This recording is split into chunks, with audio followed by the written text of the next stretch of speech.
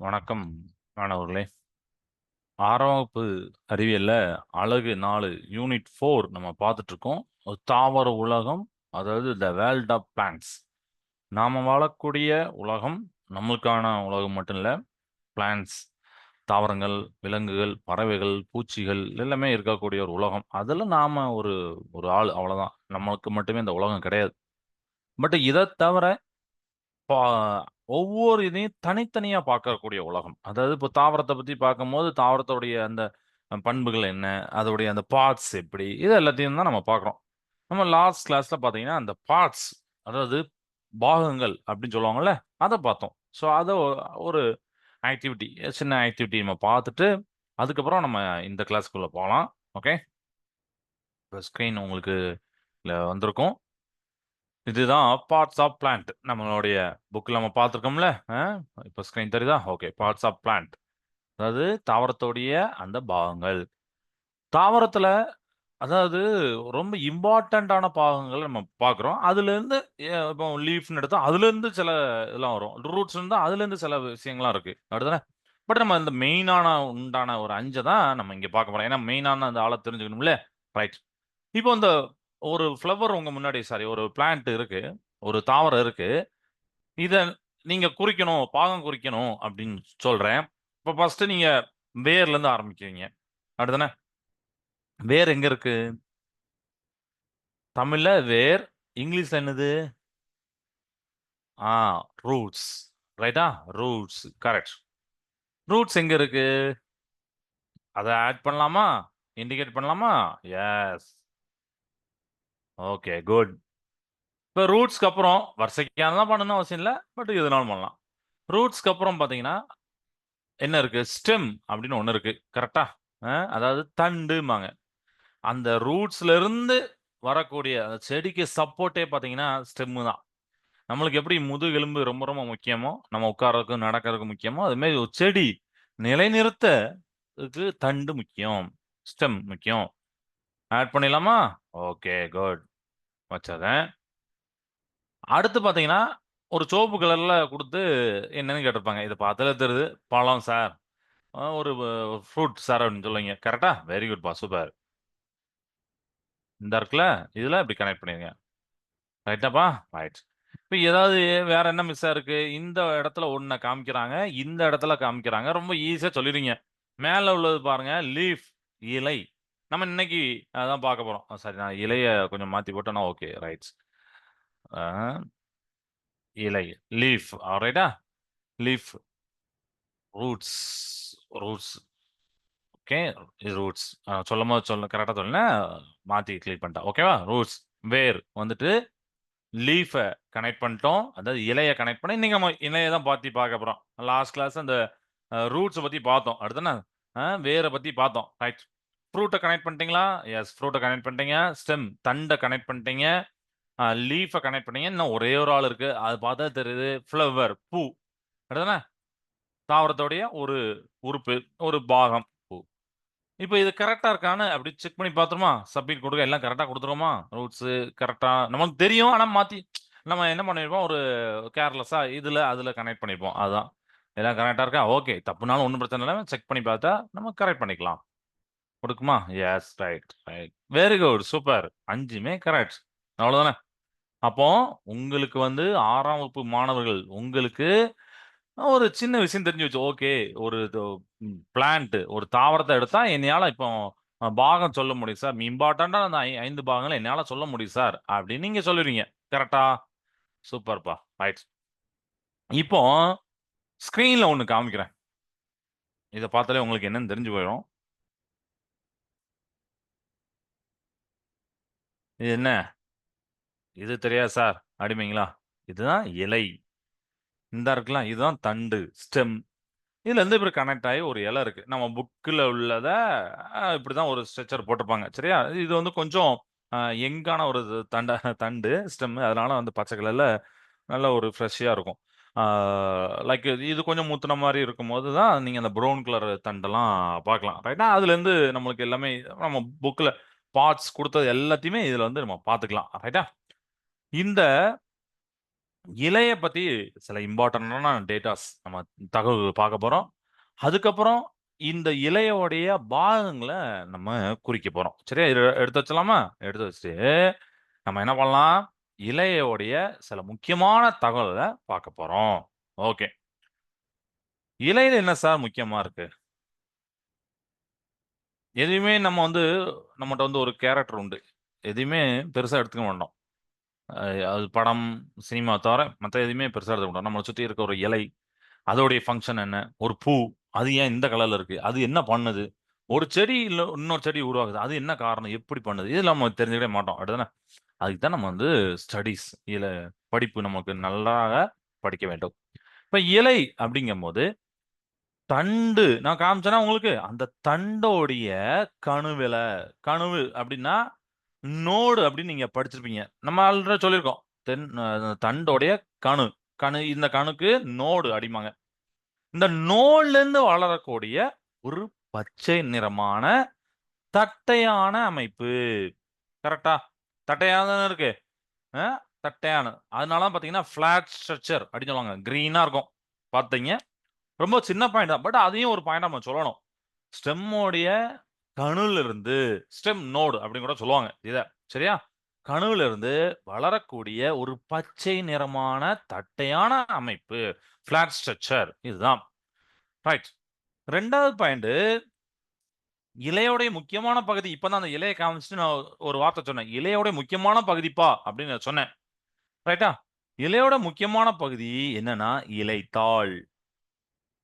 இலைத்தாள் அல்லது இலைப்பரப்பு அப்படின்னு சொல்லுவாங்க. இது தமிழ்ல உள்ள மாணவர்களுக்கு.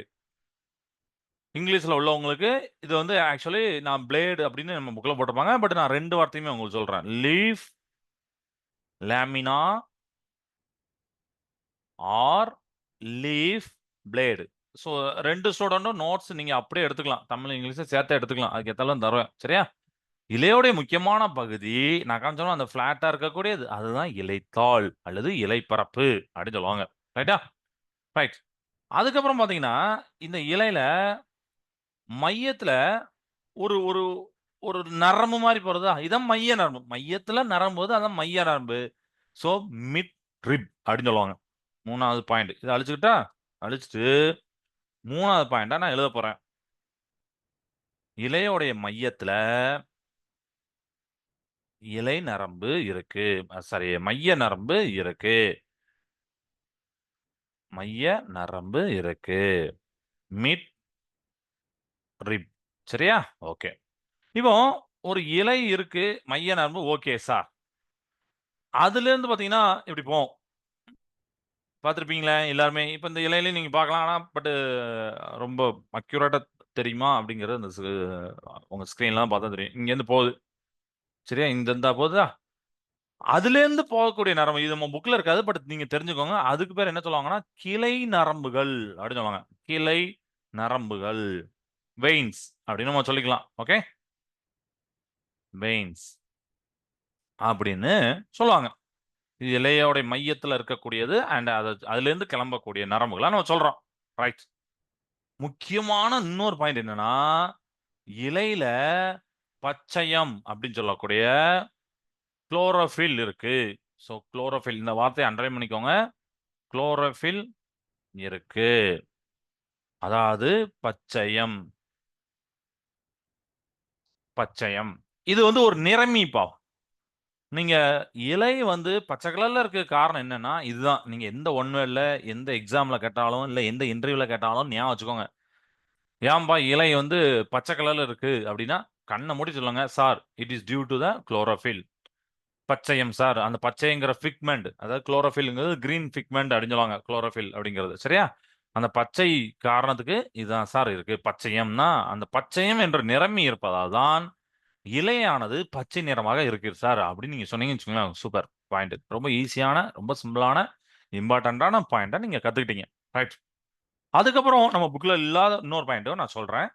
அதாவது இலையில பார்த்தீங்கன்னா, சிறு சிறு துளைகள் இருக்கும். பட் நீங்க அந்த துளைகள பார்க்க முடியாது. மைக்ரோஸ்கோப் வச்சு பார்ப்போம். சரியா? அந்த துளைகள் ஸ்மால் ஹோல்ஸா இருக்கும். இலையில சிறிய துளைகள் இருக்கும். அது வந்து எவாப்பரேஷன் ஆகுது. சரியா? சிறிது அந்த துளைகளுக்கு பேரு இலை துளைகள். இங்கிலீஷ்ல பார்த்தீங்கன்னா, ஸ்டொமாட்டா அப்படின்னு சொல்லுவாங்க. அது நீங்க ஹையர் கிளாஸ்ல படிப்பீங்க. ஸ்டொமாட்டா பத்தி. சரியா? ஸ்டொமாட்டா. கிளியராப்பா? இது இலையோட அடிப்பகுதியில இருக்கக்கூடிய சின்னஞ்சிறு துளைகள், இலை துளைகள். ஓகே. ரைட்டா? இப்ப இலைய பத்தி ஒரு இம்பார்ட்டன்ட்டான டேட்டாஸ்லாம் உங்களுக்கு வந்துட்டு, இப்போ நான் என்ன பண்ற போறேன்னா, இலையோடைய பாகங்கள குறிக்க போறேன். நம்ம நம்ம வச்சிருக்க இலைய எடுத்து பாகங்கள குறிப்போமா? ரெடியா இருக்கீங்களா? ஓகே.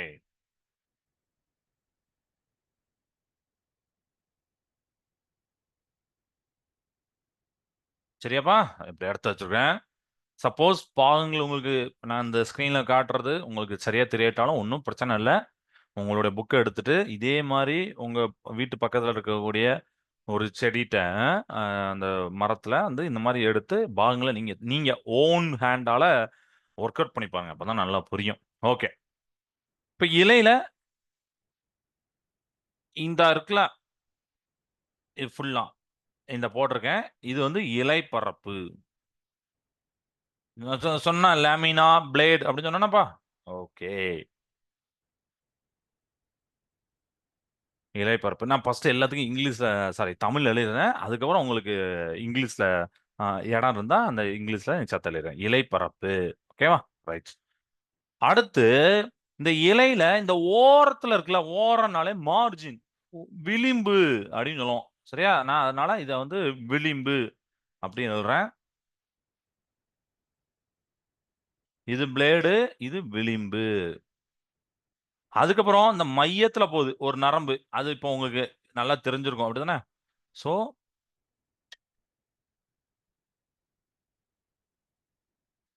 போட்டாச்சு. Okay, good. மீட் மைய நரம்பு. கரெக்ட்டாப்பா? ஓகே.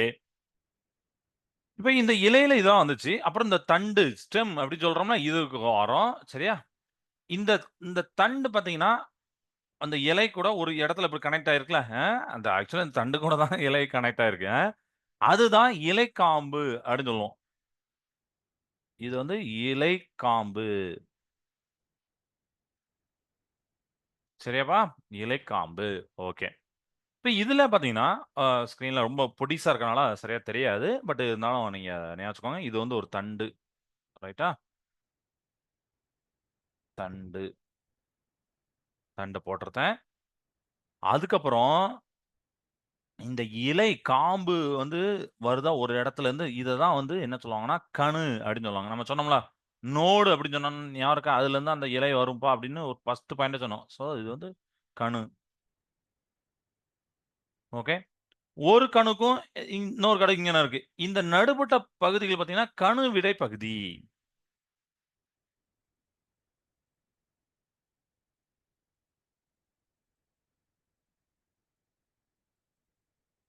கணு விடை பகுதி. ஓகே. இலை காம்பு நோட் பண்ணியாச்சு. தண்ட நோட் பண்ணியாச்சு. அ அதுக்கப்புறம் பார்த்தீங்கன்னா, கோண மொட்டுன்னு ஒண்ணு உண்டு. இந்த இருக்குல்ல, இதுல வந்து இன்னொன்னு கோண மொட்டு. கோண மொட்டு. ஓகேவா? இப்படி நம்ம நோட் பண்ணியாச்சு. தமிழ்ல இப்ப நோட் பண்ணிட்டேன். இங்கிலீஷ்ல இடம் இருக்குமான்னு தெரியல. சரி ஓகே. இருக்கிற நோட் பண்றேன். ஓகே. இலை பரப்புனா பிளேடு. விளிம்புனா மார்ஜின். மார்ஜின். மைய நரம்புனா மிட் ரிப். அதுக்கப்புறம் வேற என்ன போடலாம்? இதுல வந்து அ இது நோடு. சரியா? ஒரு நோடுக்கும் இன்னொரு நோடுக்கும் நடுவுல பார்த்தீங்கன்னா, கணு விடை பகுதி அதாவது இன்டர் நோடு. இது ஸ்டெம்மு. தண்டுனாலே ஸ்டெம்பு. அது உங்களுக்கு இப்ப நல்லா தெரிஞ்சு போச்சு. அதுக்கப்புறம் அந்த இலை காம்புன்னு சொன்னோம்ல, அதுதான் பெட்டிடோல் அப்படிம்பாங்க. ஸோ, பெட்டிடோல். பெட்டியோல். ஓகே. சாரி பெட்டியோல். அதுக்கப்புறம் இன்னும் ஒண்ணே ஒண்ணு இருக்கு. அதுதான் கோணம் மட்டும் இடம் இல்ல. ஆக்ஸிலரி பட் அப்படின்னு சொல்லுவாங்க. சரியா? இதெல்லாம் வந்து பெட்டியோல், அந்த ஆக்ஸிலரி பட் இதெல்லாம் வந்து பார்த்துக்கோங்க. கிளியர் ஆயிட்டா? ம். இதுதான் இலையோடைய பாகங்கள். ரைட்? ரைட். சரி. இப்போ அ இலைய பத்தி பார்த்தாச்சு, பாகங்கள பத்தி பார்த்தாச்சு. இப்ப இலையோடைய அ பணிகள் என்ன அப்படிங்கிற ஃபங்ஷன்ஸ் ரொம்ப ரொம்ப ஈஸியான ஃபங்ஷன்ஸ் தான். இத அழிச்சிட்டா? பார்த்தீங்களா எல்லாமே? Okay right.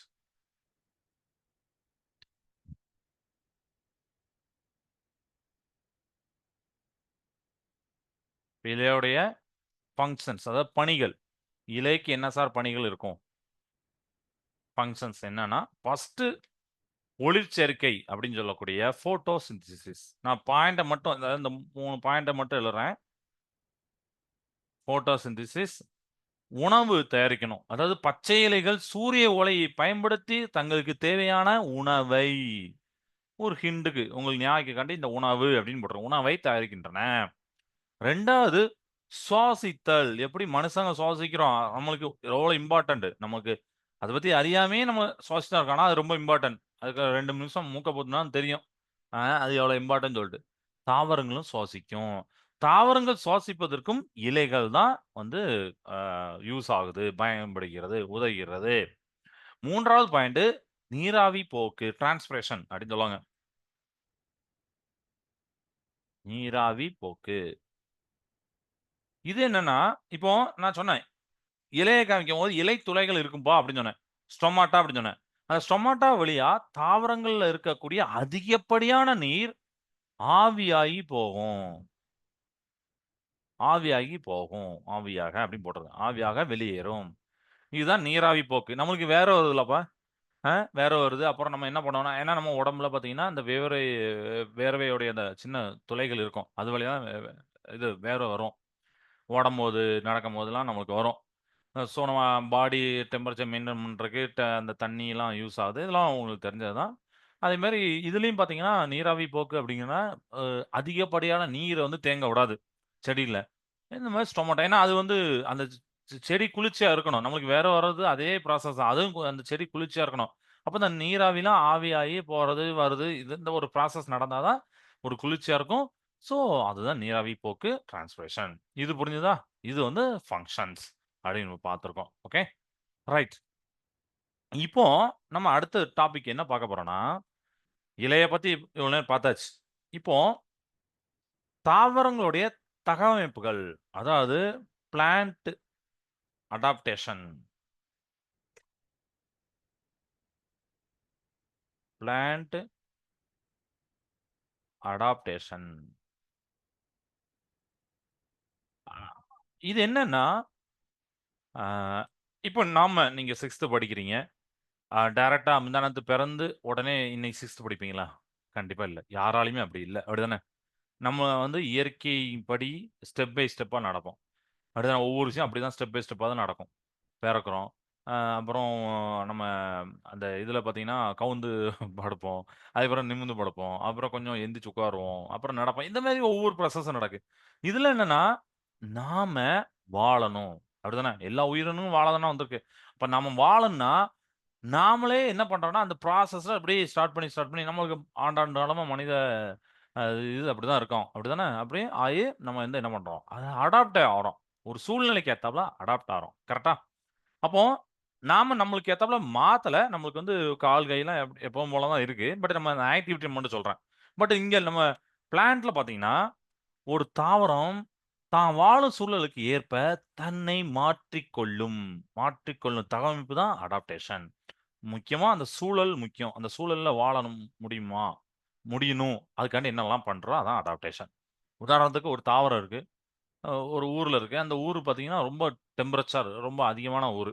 அ பட் இது ஒரே நாள்ல நடந்துறாது. இன்னைக்கு அந்த செடி வந்து மறுநாளே வந்து தாக்கு பிடிக்குமானா, அப்படி இல்ல. அது வந்து இயர்ஸ் எடுக்கும். அடுத்து ஒரு பிளான்ட்க்கு அப்புறம் இன்னொரு பிளான்ட் பார்த்தீங்கன்னா, கொஞ்சம் டெவலப்மென்ட்டா இருக்கும். இதெல்லாம். ஸோ இந்த மாரி அந்த சூழ்நிலைக்கு ஏத்தாப்ல வாழும். தண்ணி இருக்கிற இடத்துல ஒரு விதமான செடிகள், ஹீட் இருக்கக்கூடிய இடத்துல ஒரு விதமான செடிகள், தண்ணியே இல்லாத இடம், தண்ணி அதிகமா இருக்கிற இடம், இந்த மாரிலாம் இடத்துல உள்ள செடிகள்லாம் இருக்கும் பார்த்திருப்பீங்க. ரைட்டா? இது போக நெறைய இன்னும் இருக்கு. அ இப்ப நீங்க உதாரணத்துக்கு டெசர்ட் பார்த்திருப்பீங்க. பாலைவனம் பார்த்திருப்பீங்க. அப்படிதானே? அந்த பாலைவனத்தில வாழக்கூடிய தாவரங்கள்லாம் பார்த்தீங்கன்னா, இல அந் நீரு ரொம்ப ரொம்ப கம்மியா கிடைக்கிற ஒரு ஏரியா. அப்ப வரக்கூடிய நீர வந்து எவாப்பரேட் பண்ணிட்டா அவ்வளோதான். நான் தீ அ நமக்கு எப்படி நம்ம சம்பாதிக்கிற காச டக்குன்னு செலவு பண்ண எப்படி இருக்கும்? இல்ல வீட்ல இருக்க தண்ணி கொஞ்சோண்டு தண்ணி தான்ப்பா இருக்கு. இத வேஸ்ட் பண்ணா எப்படி இருக்கும்? இந்த மாரி சிச்சுவேஷன் இருக்கும். அதே மாரி தானே. ஸோ அந்த நீர் இழப்பை குறைக்க நிறைய அடாப்டேஷன் பண்ணும். நிறைய தகவமைப்புகள அது உருவாக்கிரும். அதுபோல தான் சில முக்கியமான தகவல்கள நாம பார்க்க போறோம். கிளியராக்கா? அ இது ஒரு இன்ட்ரோடக்ஷன் பிளான்ட் அடாப்டேஷனுக்கு. அந்த பிளான்ட் அடாப்டேஷன்ஸ்ல நம்ம ஃபர்ஸ்ட் ஒண்ணு பார்க்க போறோம். பற்று கம்பிகள். பற்று கம்பிகள். ட்ரென்ட்ரில் கிளைம்பர்ஸ் அப்படின்னு போட்டிருப்பாங்க. இது. சரியா? இப்ப இந்த வார்த்தைய நல்லா கவனிங்க. இந்த வார்த்தைய கவனிங்க. இந்த வார்த்தையில என்ன இருக்கு? பற்று கம்பிகள்னா, அப்போ 2 வார்த்தை தெரியுது. ஒண்ணு ஏதோ ஒரு பற்றுதல். பற்றுதல்னா அப்படி பிடிச்சுக் கொள்ளுதல் அப்படின்னு சொல்லுவோம். சொல்லுவோமா?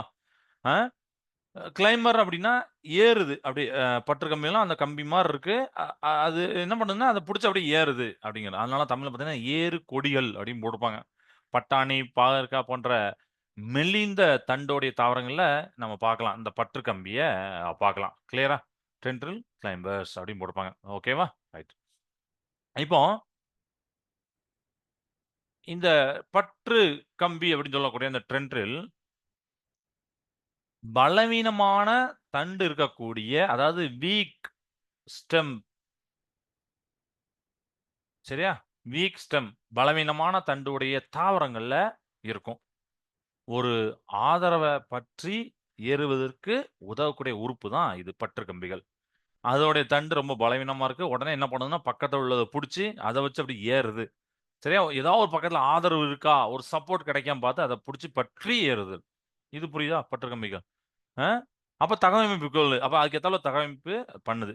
2வது பார்த்தீங்கன்னா, அ இனிப்பு பட்டாணி அப்படின்னு சொல்லக்கூடிய தமிழ்ல எழுதிறேன். ஸ்வீட் பீ ஸ்வீட் ஆ இனிப்பு பட்டாணி. ரைட்டா? ரைட். இதோடைய செடியிலயும் பார்த்தீங்கன்னா, அதுல சிற்றலைகள் அப்படின்னு ஒண்ணு இருக்கும்.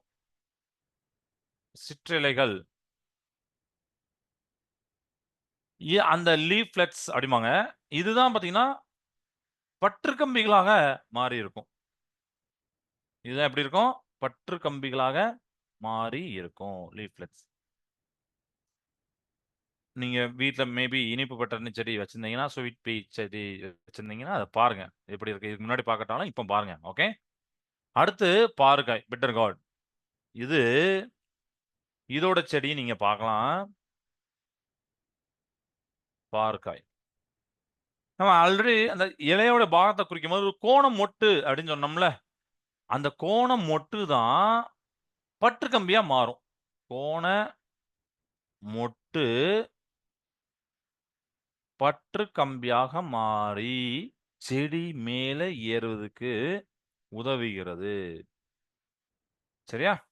ரைட்டா? இதெல்லாம் பாயிண்ட்ட நோட் பண்ணிக்கோங்க. பாகற்காய், இனிப்பு பட்டாணி, பற்று கம்பி இதெல்லாம். இந்த அமைப்பு செடிக்கு ஒரு வலுவான ஆதரவை அது கொடுக்கு. ரைட்டா? இனிப்பு பட்டாணி சிற்றலைலாம் தான் பட்டு கம்பியா மாறியிருக்கு. பாகற்காயில அந்த கோணமொட்டே வந்து பட்டு கம்பிகளா மாறியிருக்கு. அ இதெல்லாம் எதுக்கு? சப்போர்ட்டுக்காண்டி. வளரணும்ல. அந்த சூழ்நிலையில வளரணும்ல. ம். ரைட்டா? இதுதான் முக்கியம். இது வந்து நமக்கு ஒரு இன்ஸ்பிரேஷன் கூட எடுத்துக்கலாம் நம்ம. செடியிட்டருந்து. ஆ நம்ம வந்து அதுக்காண்டி எப்படி சொல்றதுன்னா, சுயநலமா வாழணும்னு சொல்லல. எப்படினாலும் வாழ்ந்துரலாம் அப்படிங்கன்னு இல்ல. வாழ்க்கைய நம்ம வந்து நெகட்டிவா பார்க்கக்கூடாது. வாழ்ந்துரணும் அப்படிங்கிற மாரி நம்ம பாசிட்டிவா எடுக்கிறது சொல்றேன். சரியா? ரைட். இப்ப 2வது இது போலாம். 2வது பார்த்தீங்கன்னா, ஏறு கொடிகள் அப்படின்னு சொல்லுவாங்க. அல்லது பின்னு கொடிகள் அப்படின்னு சொல்லுவாங்க. ட்வினஸ் அப்படின்னு சொல்லிட்டு. இப்ப இதுக்கு எக்ஸாம்பிள் என்ன? இப்ப நம்ம புக்ல வந்து பார்த்தீங்கன்னா, இது வந்து பின்னு கொடின்னு போட்டிருப்பாங்க. ஏறு கொடி, பின்னு கொடி. அதனால நான் வந்து உங்களுக்கு பின்னு கொடின்னே போட்டுறேன். பின்னு கொடிகள். அதாவது இதுல சில தாவரங்கள் நீண்ட, மெலிந்த தண்டுகள வந்து இது பண்ணியிருப்பாங்க. சாரி நான் ஏறு கொடிகள் வந்து பற்று கம்பிகளுக்கு உண்டானது. அததான் நான் ஏர்ன்னு ஃபர்ஸ்ட் எழுதிட்டேன். பின்னு கொடிகள். இது வந்து 2வது. நம்ம பற்று கம்பி முடிச்சிட்டோம்ல. அ அதுல தான் ஏறு கொடிகள்னு வரும். ஓகே. ஏன்னா அது ஏறி போறதுனால. இப்ப பின்னு கொடி இது ட்வினஸ். இது தனியா. சில தாவரங்கள்ல நீண்ட, மெலிந்த தண்டுகள் இருக்கும். சரியா? அப்ப அது எப்படி வாழும்? யோசிச்சு பாருங்க ஒரு செகண்டு. அது எப்படி வாழும்? இப்ப போன இதுக்கெல்லாம் எதையாவது புடிச்சு ஏறுது. இதுவும் அதே மாரி தான் ஒரு மாரி வீக்கான ஸ்டெம் தான் இருக்கு. ரைட். அதுக்காண்டி அது எப்படி வாழும்? ட்வின்னஸ் எப்படி வாழும்? கரெக்ட்டா அப்படி ஒரு வார்த்தை நமக்கு தோணுதா? அப்போ தானாக, நேராக நிலைத்து நிற்கும் தன்மையற்றவை இவை. பக்கத்துல இருக்கக்கூடிய ஒரு ஆதாரத்த பற்றிக் கொண்டு இது வந்து வாழும். அதுக்கு தான் சங்கு பூ, அப்புறம் மல்லிகை அப்பலாம் சொல்லி வைப்பாங்க. சரியா? ஆ சில தாவரத்தோடைய தண்டுகள் பலவீனமா இருக்கும். வீக்கா இருக்கும். ரைட்டா? நேராக வளர முடியாது. நான் அத சொல்றேன் நேரா அப்போ ஒரு ஆதரவ சுழன்று அது அப்படியே சுத்தி அத அப்படியே சுற்றி அப்படியே வளரும். சரியா? மல்லிகை அப்படிங்கிற ஜாஸ்மின். அது வந்து நம்ம இதுக்கு சொல்லலாம். சரியா? இதெல்லாம் இந்த தாவரங்கள் இதுக்கு ஒரு எடுத்துக்காட்டா நம்ம சொல்லலாம். ட்வின்னஸா சொல்லலாம். ஓகே. பின்றதுன்னே தெரியும். அப்படி பின்னி, பின்னி அப்படி சுற்றி சுழன்றுருக்கும். அதனால தான் பின்னு கொடின்னு போட்டிருப்பாங்க. நீங்க அத நேரா பார்த்தா தான் தெரியும். நம்ம ஒவ்வொரு செடியும் வச்சு நேரா பார்த்தா தான் தெரியும். ஓகே. இப்ப 3வது பார்க்கலாம். 3வது பார்த்தீங்கன்னா, முட்கள்.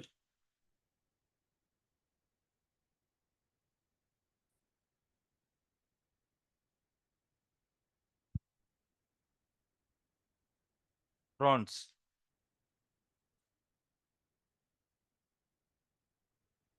அப்படின்னு சொல்லிப்பாங்க. ம். முட்கள். இது என்னன்னா, பாதுகாப்பு முக்கியம். சரி டிஃபென்சிவ் பர்ப்பஸ்.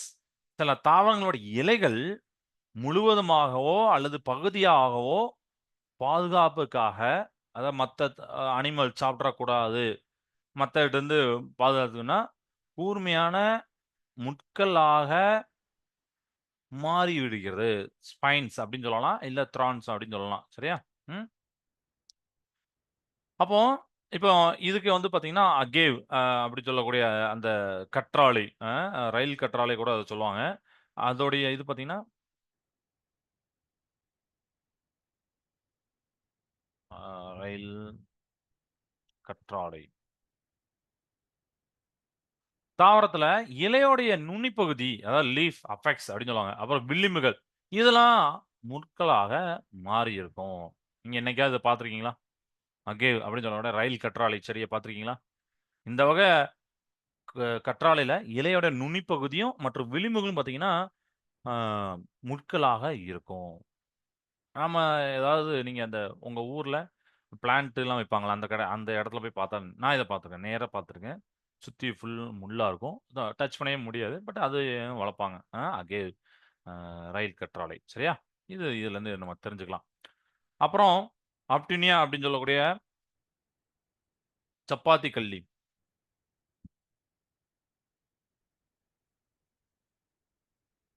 சப்பாத்தி கல்லி. இந்த தாவரத்துல இலைகள்லே சின்ன சின்ன முள்ளா மாறிரும். இலைகள் இதுதான். அந்த முள்ளு என்னதுப்பா அப்படின்னு கேட்டா, "சார் அதோட இலை சார்" அப்படின்னு சொல்லணும். இலை தான் சின்ன சின்ன முட்களா மாறியிருக்கும். ஏன்னா, சப்பாத்தி கல்லி நல்ல தண்ணி இல்லாத ஏரியால வளரக்கூடியது. அன்னைக்கு கூட நான் உங்களுக்கு காமிச்சேன். 7த் பையங்களுக்கு இப்பவும் இருக்கு பின்னாடி எங்க வீட்ல. அன்னைக்கு பிச்ச தான் பின்னாடி இருக்கு. ஓகே. அதுல பார்த்தீங்கன்னா, அந்த இலை தான் மாறியிருக்கும். தண்டு தான் அந்த ஃபிளாட் ஷேப்ல இருக்கும். இலை தான் அந்த முள்ளா மாறியிருக்கும். ஏன்னா, நீரிழப்ப தடுக்கிறதுக்காண்டி, குறைக்கிறதுக்காண்டி. அதுக்கப்புறம் பார்த்தீங்கன்னா, ஆ காகிதப்பூ, போகன்வில்லா அப்படின்னு சொல்லுவாங்கல்ல, அந்தோட செடியோட தண்டுல பார்த்தீங்கன்னா, கூர்மையான முட்கள் இருக்கும். அ புக்ல இருக்குது. அப்படிதான் போகன்வில்லா அப்படின்னு சொல்லுவோம்ல, காகிதப்பூ. அதோட தண்டுகள்லயே கூர்மையான முட்கள் இருக்கும். புரியுதா? அப்ப இதெல்லாம் என்னது? இதான் அந்த யூனிட்ல லாஸ்ட் வரைக்கும் தான் குடுத்திருப்பாங்க.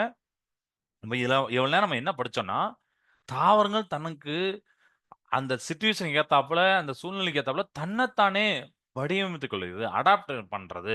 தண்ணி இல்ல ஏரியால இலைய மாத்திக்கிடுது. ஆ முட்களா மாறுது. ஸ்டெம் மாறுது. எல்லாமே எத பத்தி படிக்கிறோம்னா, எதுக்காக படிக்கிறோம்னா, தகவமைப்பு. சரியா? இது இன்னைக்கு பார்த்தோம். அதுல 3 பார்த்தோம். முட்கள், த்ரான்ஸ் அப்படின்னு பார்த்தோம். அப்புறம் பின்னு கொடிகள் அப்படின்னு ட்வின்னஸ் அப்படிங்கிற பார்த்தோம். அப்புறம் அதாவது டென்ட்ரில் கிளைம்பர்ஸ் ஏறு கம்பிகள் அல்லது பட்டர் கம்பிகள் அப்படின்னு ஏறு கொடிகள் அப்படின்னு சொல்லலாம். அத பார்த்தோம். அதுக்கப்புறம் இலைய பத்தி பார்த்தோம். இலைனா என்ன? அதோட ஃபங்ஷன் என்ன? இலையோட பாகங்கள் என்ன? அப்படிங்கிறத பார்த்தோம்.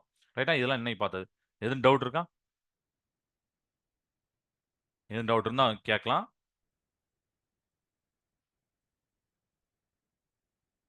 டவுட் இல்லைங்களாப்பா? சரிப்பா. நான் கிளாஸ நிறைவு செய்றேன்.